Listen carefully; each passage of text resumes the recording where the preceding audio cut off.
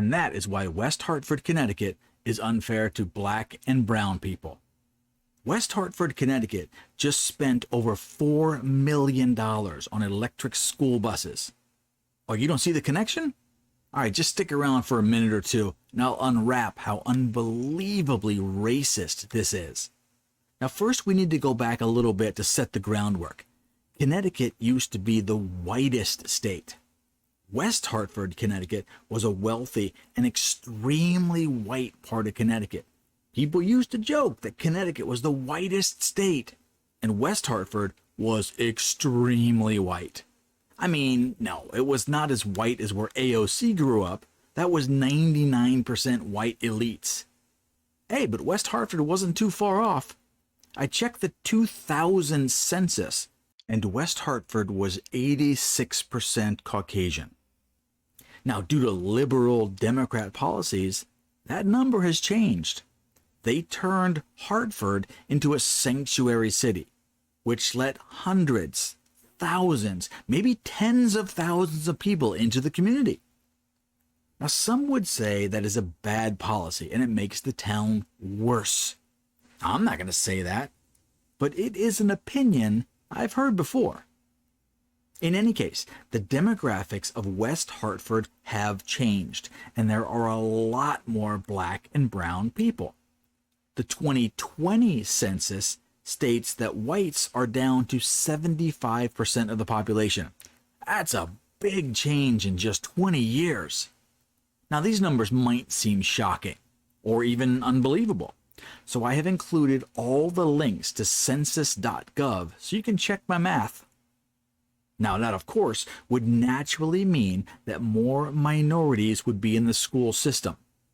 See, here's where the numbers just don't add up. In the West Hartford School District, there are only 56% white kids. Now, I have a theory about this. The newly arrived illegal aliens have brought their children to the sanctuary city and dropped them into the school system. It's kind of like free daycare. I mean, it's not free, but that's for another day. Now, sure, these people won't show up on the census because it was illegal to ask if they were citizens or not. But this could possibly explain why there are so many black and brown kids enrolled in the West Hartford school system. Okay, now that we got all those boring numbers out of the way, how is this racist against brown students? Well, it comes down to test scores. The proficiency scoring is plummeting. 1/3 of all kids in school can't pass a reading test. 51% of middle school kids can't pass a math test. So the schools are just flat out failing these kids. 20 years ago, when it was mostly white kids, the test scores were off the chart. West Hartford was one of the highest ranked school districts in the entire country. They were prepping kids to go to Connecticut colleges, Yale, Wesleyan, Trinity College, UConn, Quinnipiac. Connecticut has more top-ranked colleges than you can shake a stick at. But now, things are different. Since West Hartford has changed the demographics and test scores are dropping at a scary rate, do you think they're focusing their efforts to educate all of these new students to bring them up with a solid education and prep them for success in the future? No. Oh God, no. West Hartford recently had a budget for the next school year. Did they hire more teachers? Did they get more books or teaching supplies? Did they upgrade the cafeteria menu to give these kids better nutrition? Once again, no, nope, never. They bought 22 electric school buses. What the absolute shit are they thinking? Okay, hey, sometimes schools need new buses. Okay, I can make an argument for buying new school buses. But electric school buses? What a horrible, stupid decision. Let's break it down. A regular school bus, that's a diesel type C. That's what you see, the big yellow school buses. Diesel type C, the most common type. They cost around $50,000 to $65,000 each. A standard school bus runs on diesel fuel. It can last over 30 years if properly maintained. But no, they bought 22 electric school buses. The national average for an electric school bus is $320,000 up to $440,000 each.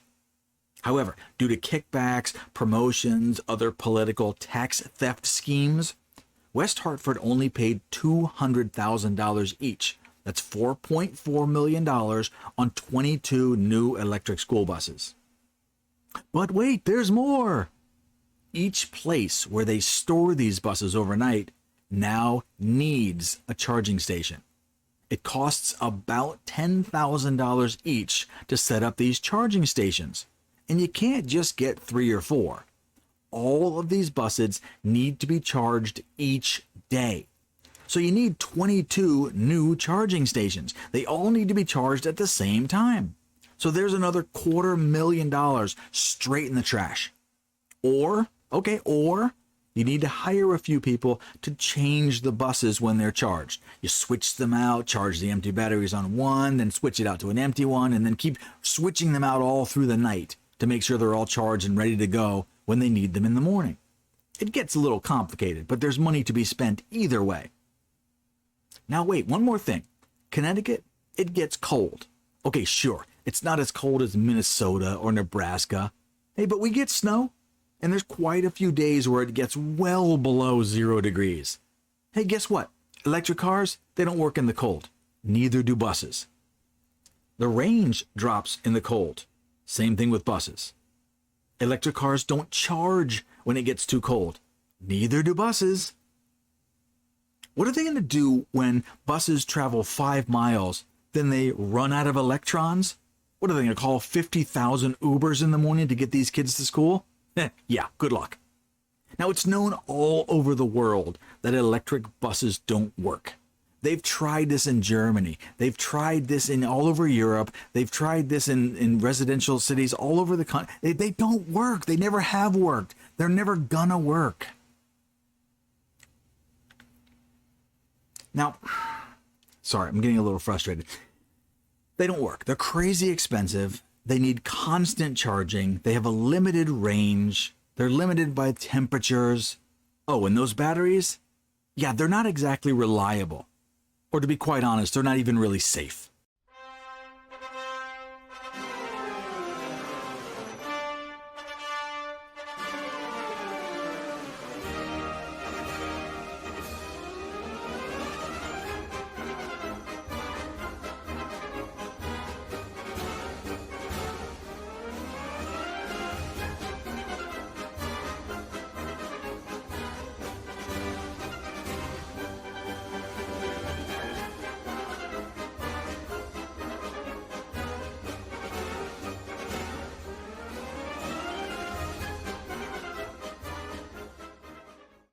But what about those brown kids?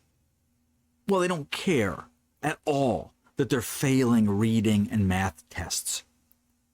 They're doing nothing to help them learn or improve their chances of succeeding in the future. Hey, but don't worry, brown kids. We have electric buses. We don't care if you're dumb as rocks. We have shiny new buses. We don't care if you can read or understand basic math. We can show everyone how virtuous we are, part of the woke cult of Greta von Doomsburg. We're willing to trade your future so we can signal that we are totally and completely afraid of climate change.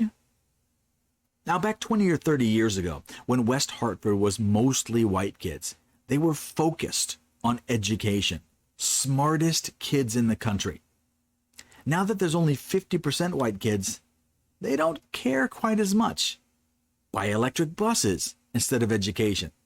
The whole system is broken. They don't care about your kids at all. It's all woke nonsense and political posturing. Is this change because of the modern age of woke cultism? Or is it because of the demographics? They've changed and they don't care about these types of kids. It's kind of a shame, but as I see it, now that there are more brown kids, They don't care about educating anymore. Is that racist? Why are they treating the brown kids so badly? Why have they abandoned them? Connecticut is a horrible place, in my opinion, and they're treating a certain class of people with careless, reckless disregard. But what happens in the next 5 years when another 20,000 brown kids show up and claim sanctuary? Will the test scores be even lower? I would bet that we are heading in the direction they're going to go as low as Baltimore and Chicago, where 20% of high school graduates can read, and the other 80%, they just pass them. Okay, congratulations, you graduated because we don't want to have you in school anymore. Can you read? No. Can you write? No. But you graduated, you got your diploma, get the hell out.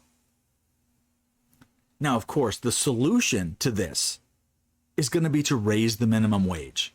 Now, illiterate potatoes, they need $25 an hour because that's the only way to be fair. You gotta be kidding me. How does this end?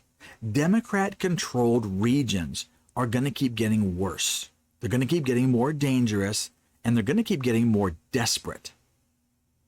What do you think? You agree? Disagree? Let me have it.